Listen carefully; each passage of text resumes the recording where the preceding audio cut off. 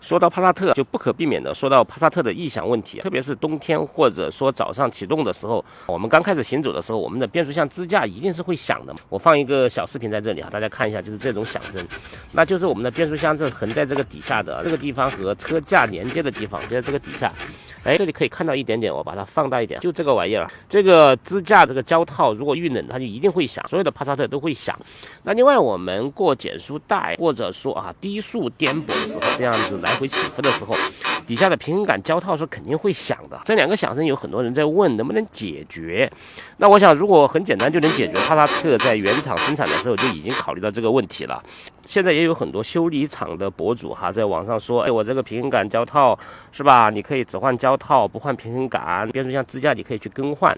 那我就在想一个问题我们这车子基本上是1年到2年之类的车子，为什么会出现这样的胶套响声？首先我的态度是我绝对不会去维修的，因为我知道车子是越拆越烂的，车子绝对不是开坏的，而是修坏的、拆坏的。拆了以后不标准的维修动作会加快车子的损坏程度，就包括我这2年不到8万公里的车子，同样跟大家一样，我们的变速箱支架响，我们的平衡杆胶套响，但是它没有损坏，那可能就是因为成本控制的原因。为什么日系车它不响，而德系车它就这响那响？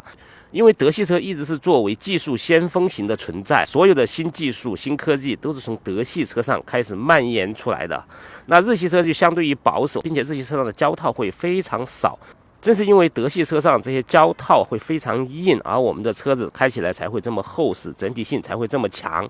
那我们转到车类，就不得不说一下，谈到帕萨特必须要聊的这个变速箱顿挫。我开起来暂时是没有感觉到很大的顿挫的，小顿挫肯定是有，因为它实际上就是2排手动挡在这里，这个挂1档你再走，这边2档给你挂好了，这个离合器换过来是吧，马上就变成2档了。它的优势就在于换挡的速度过快，但它本质上是手动挡，手动挡的异响它肯定存在。那顿挫是怎么产生的？大家其实是老司机开过手动挡应该很能理解。那起步的时候踩下离合器，挂上1档是吧，踩油门松离合器，慢慢的往前走。那这样子如果你油门加得过大了，你离合器踩下去，动力突然缺弹，然后换2档，如果说结合的不太好的话，那这个时候就会顿挫。除了变速箱本身引起的小顿挫以外，这些都是可以接受的。很多的顿挫基本上是由于我们的驾驶习惯和驾驶经验而导致的。我的驾驶方法就是挂到低档，轻轻的踩油门起步，当它升到2档的时候，你就可以稍微猛烈一点。那为什么我们驾驶的时候会产生顿挫？这是因为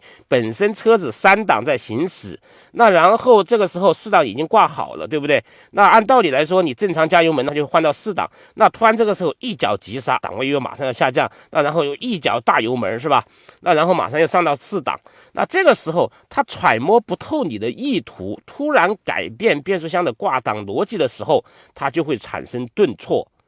你像我基本上升到2档以后，我的加速就很猛了，基本上油门是直接往下踩的。但是我在得知它有一个换挡动作的时候，我会把油门轻轻的松一松，那然后再踩下去，这个时候换挡就会变得悄然无息了，没有任何顿挫。本来我在高速上行驶的时候是感受不到任何顿挫的。如果说你长期在市区内跑，这个技能一定是要学会的，可以自己慢慢的揣摩，可以自己慢慢的练习。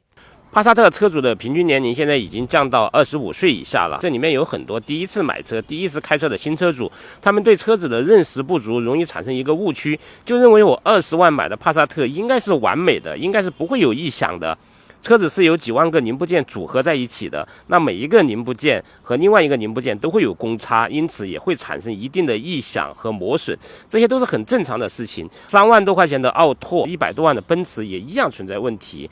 国产新势力的大彩电、大沙发，你不要看他们吹得那么光鲜，实际上也会存在各种各样的问题。20多万的车子，帕萨特的品质还算是比较优秀的。今天周六就给大家胡侃这么多，我是明司机，欢迎关注，也欢迎加入我的粉丝群，一起聊聊帕萨特。我先去洗车。